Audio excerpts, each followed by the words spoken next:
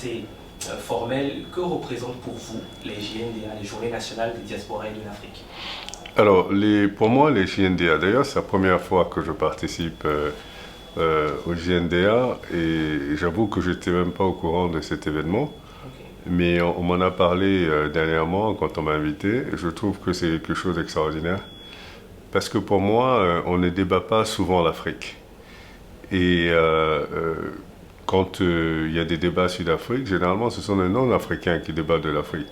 Et je crois qu'aujourd'hui, créer des plateformes qui permettent aux Africains de se parler entre eux, ceux de la diaspora et ceux du continent, je pense que c'est un bon début en réalité. Nos problématiques en Afrique, nous allons les régler nous-mêmes. Mais pour les régler, il faut en débattre, il faut en parler. Mais il ne faut surtout pas rentrer dans une logique de victimisation et une logique de pointer du doigt sur qui est responsable de ça. Donc, pour moi, enfin, c'est la première fois, je vais écouter ce que les gens ont dit, je vais regarder, mais je suis toujours surtout dans cette optique-là, de venir débattre des problématiques d'Afrique et des solutions que nous pouvons apporter en tant qu'Africains à ces problématiques-là.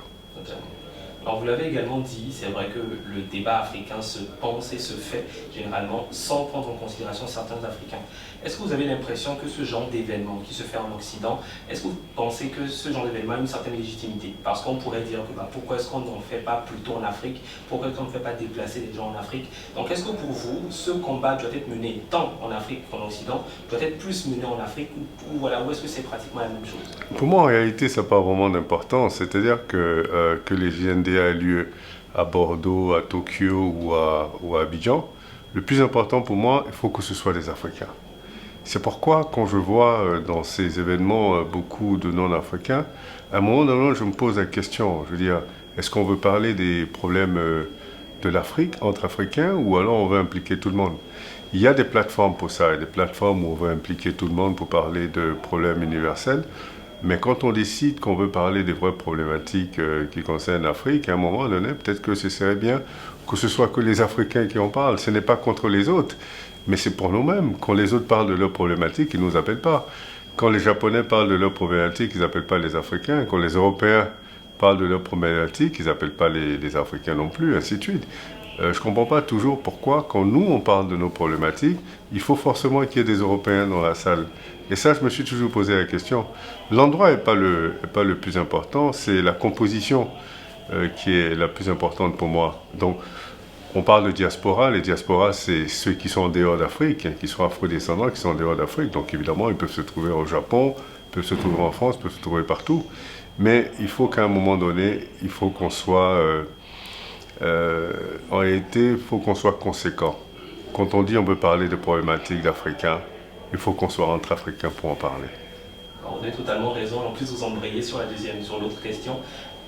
Généralement, alors très simplement, que pourriez-vous dire à certains Africains qui pensent ne pas avoir véritablement de pouvoir et donc qui ne participent pas à ce genre d'événement parce qu'ils pensent que même s'ils y participent, ce serait relativement folklorique et que toutes les décisions sont prises sans leur avis, sans leur consentement. Est-ce que vous pensez qu'ils doivent encore se battre? Est-ce que vous pensez qu'il y a des moyens utiles aujourd'hui pour qu'ils puissent se battre et pour qu'ils puissent porter haut leur voix? Alors, je crois qu'il est extrêmement important que les gens comprennent que pour que leur voix soit prise en considération, il faut justement que ces voix soient entendues. Et donc voilà des plateformes comme la JNDA qui donnent l'opportunité de faire entendre les voix. À un moment donné, des voix vont finir par porter. C'est un processus, c'est un combat, c'est un processus, ça prend du temps. Ce n'est pas automatique, ce n'est pas systématique. Et on sait où se trouvent les points de pouvoir. Ceux qui veulent que les voix portent de façon rapide, qui s'engagent dans la politique, qui s'engagent dans l'économie, qu'il ait un poids politique ou un poids économique. Vous avez un poids politique, on vous entendra. Vous avez un poids économique, on vous entendra. Le poids politique peut être la masse, quand vous n'avez pas la force politique, mais la masse politique peut être un pouvoir important pour faire changer les choses. Et c'est une question de stratégie, une question d'organisation. Donc, ceux qui abandonnent, évidemment, n'y arriveront jamais. Je pense que si les gens abandonnaient, les Africains ne seraient pas indépendants. Il y a des gens qui se sont battus, ça a pris beaucoup de temps. Il faut toujours se rappeler que c'est un processus, ça prend du temps. Ce ne sont pas des choses automatiques, ça prend du temps. Le développement, ça prend du temps. La liberté, ça prend du temps. tout prend du temps. Mais il faut commencer quelque part, et il faut persévérer, il faut être résilient, et il ne faut pas laisser tomber. Donc évidemment, moi j'encourage toujours les gens à rentrer dans les débats. C'est par les débats qu'on réalise les choses. C'est pas par les grèves et si vous voulez, les guerres et tout ça. Enfin, c'est des moyens qui ont été utilisés dans le passé, mais plus maintenant. Maintenant, c'est les débats, et c'est la pression du débat politique, la pression du débat économique, les actions concrètes, les rencontres, les discutes, et c'est ça qui permettra à l'Afrique d'aller de l'avant. Et tout le monde devrait y participer, tous les Africains, surtout les Africains du continent et d'ailleurs, tous les afrodescendants. Okay. Merci. Encore quelques questions. Vous allez bientôt prendre part à une conférence dont le thème est comment l'Afrique se prépare à devenir le nouveau moteur de la croissance mondiale.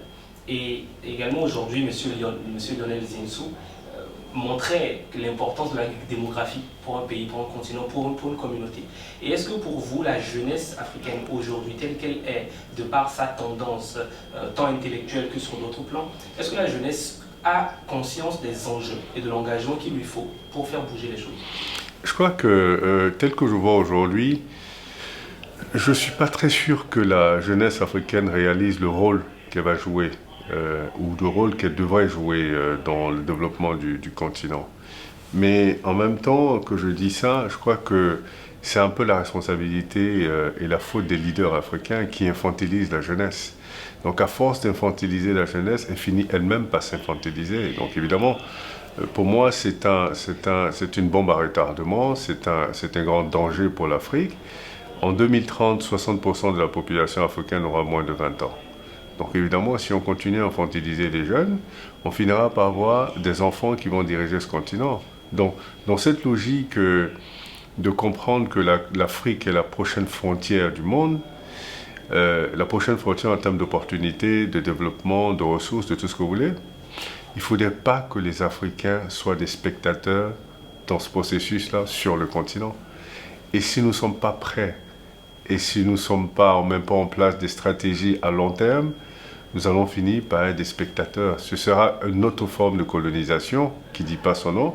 C'est pourquoi il est extrêmement important aujourd'hui de former des jeunes, de les éduquer, de leur faire prendre conscience des enjeux et de commencer à les impliquer politiquement et économiquement pour qu'ils soient prêts. Pour que quand cette révolution et cette mutation géopolitique et économique rentrera dans sa maturité, il faut que les Africains, chez eux, soient les maîtres du jeu et pas des spectateurs. Très beau propos. Alors l'avant-dernière question, pour ces jeunes Africains qui pensent que l'avenir doit se faire en Occident, ou du moins se bâtir en Occident, et donc qui utilisent absolument tous les moyens pour y venir, ou même qui, une fois là-bas, ont ce rêve, qu'il soit américain, qu'il soit occidental, en gros, qu'il soit hors africain. Que pouvez-vous dire à ce jeune qui pense que chez lui, tout est bouché, qui pense que chez lui, il n'a plus d'opportunités, que tout est déjà barricadé, et tout est fait contre lui, et donc qui veut, par tous les moyens, venir en Occident pour essayer de se construire? Je crois que l'immigration des jeunes Africains à travers tous les moyens pour venir en Europe et pensant que l'Europe c'est l'Eldorado, je crois que beaucoup de ça vient du fait que sur place, on ne leur donne pas les bons messages, on ne les éduque pas, on ne les forme pas suffisamment, les leaders ne jouent pas le rôle qu'ils sont supposés jouer de changer l'état d'esprit des jeunes. Parce qu'ils ont choisi un modèle politique qui n'est pas le bon, ce modèle politique de concentration de pouvoir. Et quand tous les pouvoirs sont concentrés dans la main d'une seule personne ou d'un petit groupe de personnes, qui d'ailleurs, quand ça change, le nouveau groupe de personnes va embrasser la même stratégie. Donc ce n'est pas une question de personnes, c'est une question de système qui est mis en place et qui malheureusement ne permet pas d'épanouir les jeunes générations, mais plutôt de les abrutir. Et vous regardez les systèmes éducatifs dans différents pays, ils ne sont même pas adaptés au type d'étudiants, au type d'élèves, au type de jeunes que vous avez si comme il y avait une volonté manifeste d'abrutir cette jeunesse-là. Et je trouve ça triste, parce que dès l'instant où on fera prendre conscience à ces jeunes-là qu'avec 10 000 euros, vous au lieu d'acheter votre mort, parce que passer par la Libye et la Tunisie, il y en a qui finissent par mourir sur la mer, au lieu d'acheter votre mort, vous pouvez construire une entreprise. Avec 10 000 euros, vous pouvez construire une entreprise. Si on lui explique comment on construit une entreprise avec 10 000 euros, je suis certain qu'il souhaiterait, il préférait acheter une entreprise que d'acheter la mort. Et donc, tout part de comment nous éduquons notre jeunesse. Et tout part de l'Afrique. Et c'est pourquoi je dis qu'il ne faudrait pas qu'on soit dans la victimisation et accuser les autres. Et je crois qu'il faut qu'on apprenne à s'organiser et à anticiper à long terme. Malheureusement, une des problématiques pour moi en Afrique, c'est cette incapacité de nos leaders à penser à long terme. Ils sont toujours dans le court terme. On ne développe pas un pays en 5 ans, on développe un pays en 100 ans, en 150 ans, mais c'est un processus qui commence. Et si on n'anticipe pas ce qu'on veut faire, ce qu'on veut que le continent soit dans 150 ans, on aura du mal à poser les bases nécessaires pour un développement dans 100 ans, dans 150 ans. Si on pense à un développement à 5 ans, évidemment, on mettra des bases à court terme et on verra, ce sont des bases qui généralement se frôlent. Donc, oui, il y a un gros travail d'éducation et de formation, de changement d'état d'esprit de la jeunesse pour nous rassurer que ces jeunes vaillants restent sur le continent et réalisent qu'en réalité, ils ont plus d'opportunités sur le continent que nulle part ailleurs. Tout à fait, très bien dit. Et c'est très inspirant vos propos d'ailleurs. Vous avez écrit un livre également qui se vend très récemment et qui se vend très bien. Est-ce que tous ces éléments, j'en suis persuadé, vous les avez pointés du doigt dans votre livre? Quel est le message que vous voulez faire passer à la jeunesse, bien évidemment, parce que tout ce que vous avez eu à dire là, c'est déjà très impactant, très inspirant, et surtout ça pointe du doigt les réelles problématiques, les réels enjeux en Afrique. Donc, de par votre livre, est-ce qu'il y a un message beaucoup plus particulier que vous adressez à la jeunesse, quelque chose que vous voulez rajouter par rapport à cela? Alors, mon livre, c'est une autobiographie. Hein. En réalité, ce que je veux faire passer à cette jeunesse-là, c'est de dire vos modèles doivent être des modèles africains. Le rêve que vous voulez vivre, on appelle ça le rêve américain, ce rêve peut être un rêve africain. Et donc, il faut que ce soit des Africains qui montrent qu'on est capable de travailler, de réussir et d'atteindre des sommets. Et c'est exactement ce que je veux inculquer aux jeunes à travers mon parcours. Aujourd'hui, je représente pour beaucoup de jeunes, et ce que j'accepte avec beaucoup d'humilité d'ailleurs, je représente un modèle. Et donc ce que je veux leur dire, c'est ne regardez pas aujourd'hui le Stanislas Zézé dans des belles voitures, dans des belles maisons, qui voyage, qui est partout. Regardez le parcours, regardez comment on construit ça pour arriver à ça. C'est extrêmement important. Et quand vous aurez lu mon parcours, vous verrez qu'en réalité, ça ne tombe pas du ciel, ça se construit. Ça se construit sur le temps. Et c'est vraiment ce message, avec les valeurs qui vont avec, les valeurs de travail, d'abnégation, de résilience, de courage, d'honnêteté intellectuelle. Tout ça, c'est ce que je veux faire passer comme message à la jeunesse. Et ça passe bien, parce que je vois les retours que j'ai de tous ces jeunes-là. Donc, l'idée, c'est ça. Et j'encourage d'ailleurs beaucoup de gens, enfin, les Africains en réalité, qui ont réalisé quelque chose dans la vie, d'écrire. Et ces jeunes ont besoin si vous voulez, de lire et de comprendre comment ça se passe. Et de comprendre que le rêve africain, on peut l'avoir sur le continent. C'est-à-dire, on n'a pas besoin d'être à Hollywood pour avoir un rêve africain. Donc vous allez voir dans mes publications, même dans les photos, des fois je publie des photos où je suis sur une terrasse, en train de boire un verre de vin, fumer un cigare. C'est pas que j'ai envie si vous voulez, de me vanter, mais c'est surtout le montrer. Parallèlement à ça, ils me voient après dans une conférence à Libreville, une conférence à Douala, une conférence à Nairobi. Je dis, vous voyez, c'est-à-dire qu'il y a ça, le travail, et profiter, c'est la récompense du travail. Donc je mets ces deux-là en parallèle, et c'est ça la ligne éditoriale de ma communication d'ailleurs avec les jeunes. On peut s'amuser, travaillons d'abord, et après on s'amuse comme on veut. Mais l'amusement doit être la conséquence du travail. Et donc, je crée cette connexion avec eux à travers ces photos et ces moments d'amusement parce qu'ils aiment ça. Mais après, derrière, je passe des messages forts et des valeurs. Et je crois que ça marche bien. Ouais. Et ça marche très bien d'ailleurs parce que je suis le premier impacté. Et oui. Alors comment est-ce que vous voyez l'Afrique de demain? Vision positive, vision réaliste, vision relativement négative? Comment voyez-vous l'Afrique de demain? Non, vision extrêmement positive. Hein. Vision extrêmement positive d'ailleurs, parce que je crois qu'aujourd'hui, les Africains commencent à prendre conscience. Je dis commencent parce qu'il y a encore beaucoup qui sont complexés malheureusement. Mais surtout les jeunes sont décomplexés. Et ça, c'est extrêmement important, d'avoir des Africains décomplexés. Vous serez surpris de l'explosion positive que sera l'Afrique si tous les Africains étaient décomplexés. Si tout à l'heure, on parlait dans la salle de patrimoine mondial, culturel, patrimoine culturel mondial. Et moi, je crois qu'il n'y a pas un continent qui a un meilleur patrimoine culturel que l'Afrique. Mais on ne peut pas accuser les autres de ne pas le mettre en valeur. Il faut qu'on le mette en valeur nous-mêmes. Vous regardez tous ces pays qui fabriquent des avions, qui fabriquent des smartphones, qui fabriquent tout ce que vous voulez, mais qui n'ont pas de ressources naturelles. Et nous avons tout ça, mais nous ne sommes pas organisés. On ne peut pas accuser les autres de venir piller, de venir faire ci. Mais les autres, ils agissent dans leur intérêt. Quel est notre intérêt? Comment on défend notre intérêt? Comment nous défendons nos ressources? Comment nous investissons dans la recherche et le développement pour créer notre propre technologie, pour exploiter nos ressources? Est-ce qu'on va toujours attendre ça des autres? Est-ce qu'on va exiger ça des autres? Non. Il faut qu'on s'organise, il faut qu'on se parle entre nous. C'est en ça que ces journées nationales de la diaspora de l'Afrique sont extrêmement importantes. Il faut qu'on se parle. Mais comme j'ai dit, à un moment donné, parlons-nous entre nous.